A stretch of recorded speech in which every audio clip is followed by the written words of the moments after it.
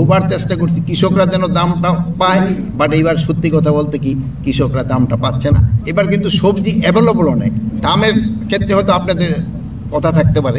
আপনাদের সবারই এই পরামর্শে কিন্তু আমরা আলুর একটা ফিক্স করে দিয়েছিলাম যে 22 টাকার নিচে কোল্ড স্টোর থেকে বিক্রি করতে পারবে না, কিন্তু তারপরও আলুটা কিন্তু বিক্রি হচ্ছে না।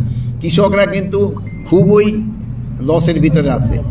আমরা কিন্তু সরকারি থেকেও কিন্তু 50,000 টন আলু কেনার ব্যবস্থা করা হয়েছে, তারপরও কিন্তু আলুর দামটা বাড়তেছে না। তবু একটা ভালো যে আলু ক্ষেত্রে এবার কিন্তু ভালো ধান হয়েছে, যারা ধান বুনছে তাদের ধানটা বেশ ভালো, অনেকটা ধানের সরও চলে আসছে, এটাতে হয়তো কিছুটা তারা কম্পেনসেশন করতে পারবে।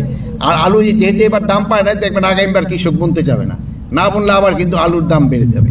এবার কিন্তু সবজি অ্যাভেলেবল অনেক, দামের ক্ষেত্রে হয়তো আপনাদের কথা থাকতে পারে, কিন্তু অ্যাভেলেবল নেই। অন্যান্য সময় সবজি নষ্ট হয়ে যায় যে সময়, সেই সময় আলুর উপরে ইটা পড়ে, আলুটা সেই সময় দাম পেয়ে যায়।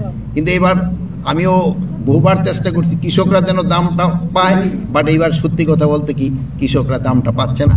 আপনারাও কৃষকদেরই করবেন অল্টারনেটিভ করার জন্য। আমাদের মধ্যসূত্রভোগীও দামটা বেশি পেয়ে যায়, কিন্তু কৃষকরা দামটা পাচ্ছে না। কৃষকরা যেন দাম পায়, এই জন্য আপনাকে একটু চেষ্টা করতে হবে। আপনারা আজকে আমার এইখানে অন্যান্য কিছু না লেখে কৃষকের যে অসুবিধা হচ্ছে এইটা সম্বন্ধে একটু বলেন।